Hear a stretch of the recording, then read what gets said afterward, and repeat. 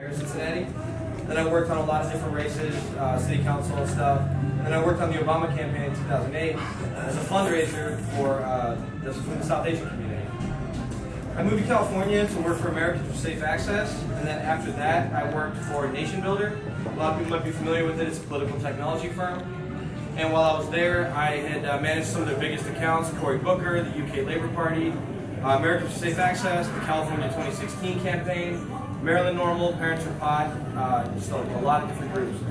I left Nation Builder a year ago to take a job with the ArcView Group, the largest accredited investor network in the marijuana industry. I reported directly to Troy Dayton and Steve D'Angelo, and I managed a network of over 300 investors.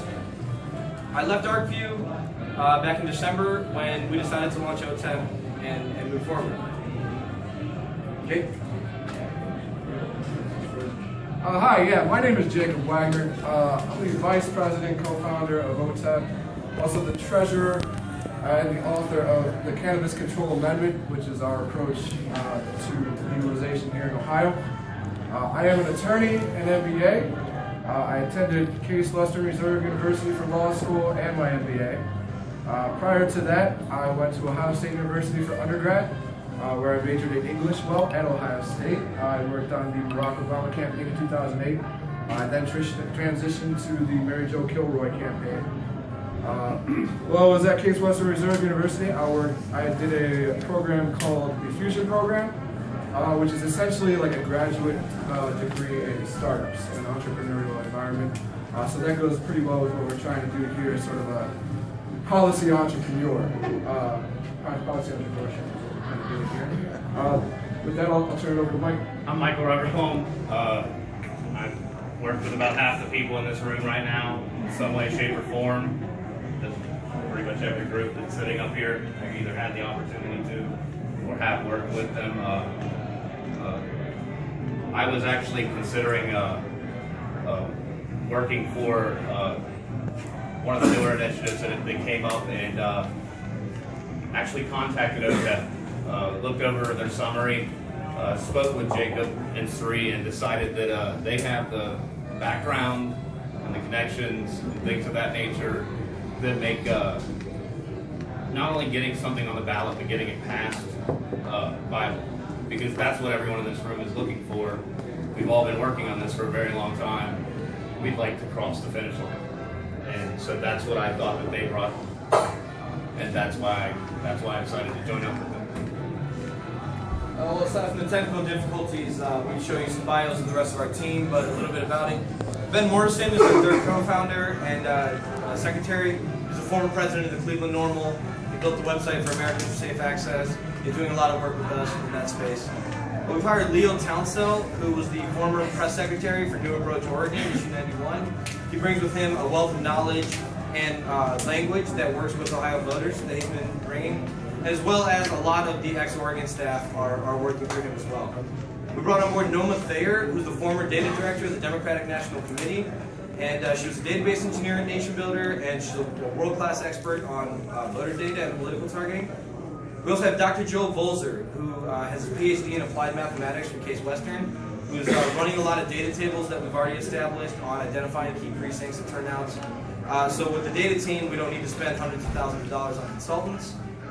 We also have Travis Hines, who was the field director for David Pepper. He's handling a lot of our field work, particularly in Cincinnati.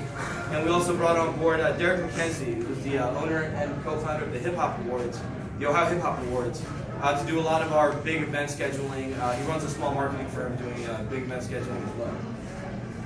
Jake. So I'm going to talk a little bit about our amendment here.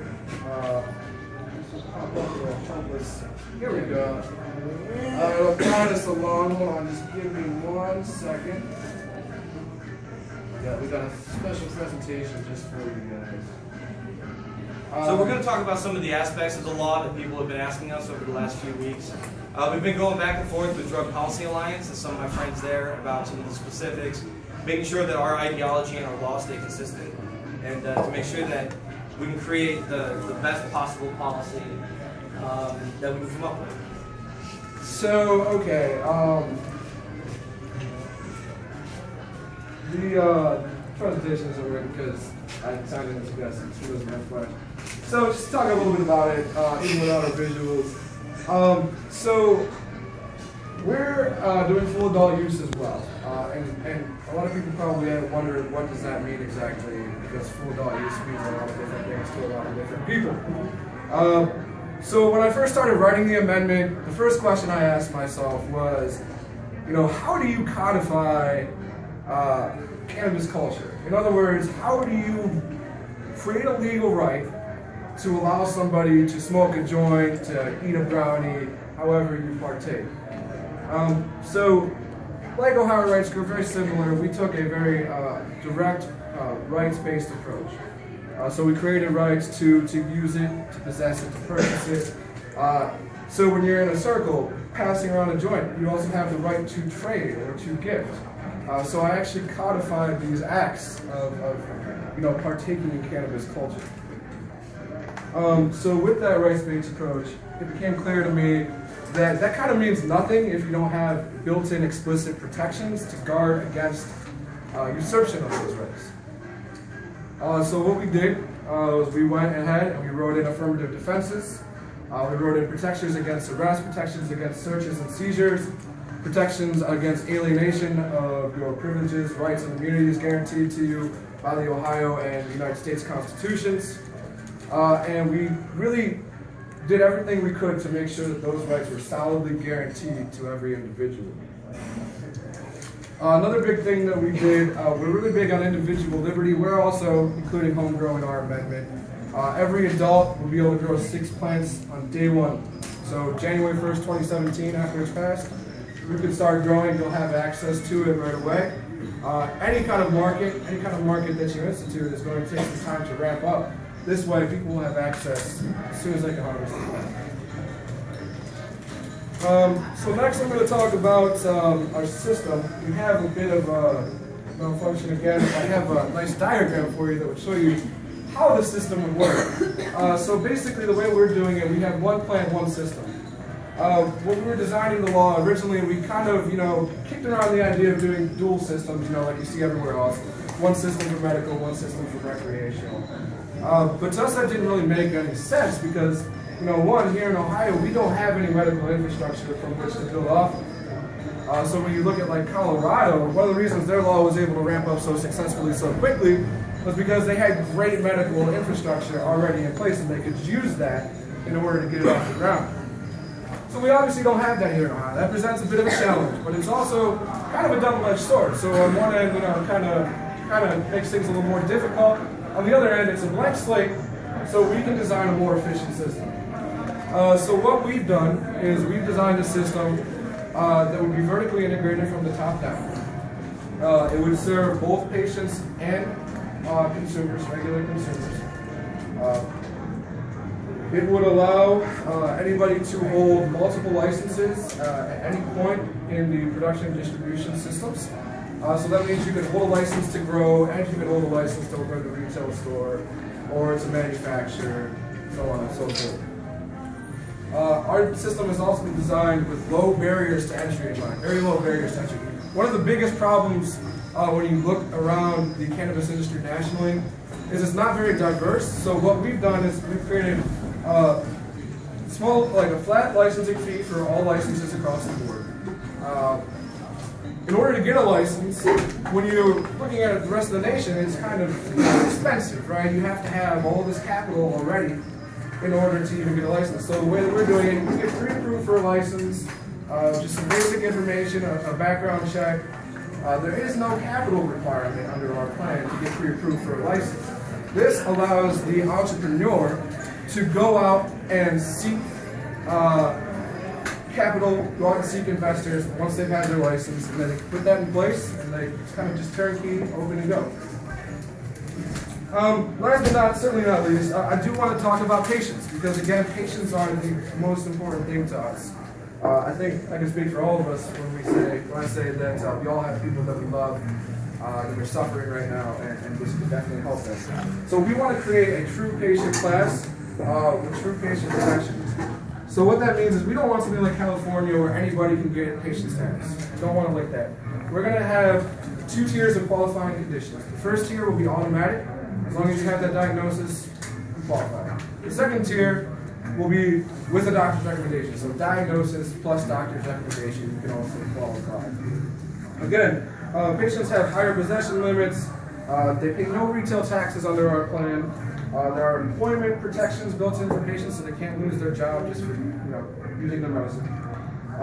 And we very much emphasize medical cannabis research under our amendment. We want to be ahead of the curve when the federal government deschedules, and we want to have some of the best medical research in cannabis in the country here in Ohio. And perhaps maybe the crux of the amendment, perhaps the most important thing, patients also have higher limits on the number of plants that they can grow in their homes and on their property. 12 plants a patient. We're also allowing patients to form patient groups where they can designate a caregiver. They can pool their resources together. That way patients who might not have the resources to grow on their own, they can get together with a couple of other people. They can pool their plants together. Up to 5 patients total can do this. And this way, again, home grow day one under our amendment. This way, patients will be able to get access to the medicine as quickly as they can harvest, as quickly as they can manufacture the oils, the tinctures, whatever they're using. And that's pretty much a good bird's eye view, and we'll certainly be welcome to any questions later. Yeah.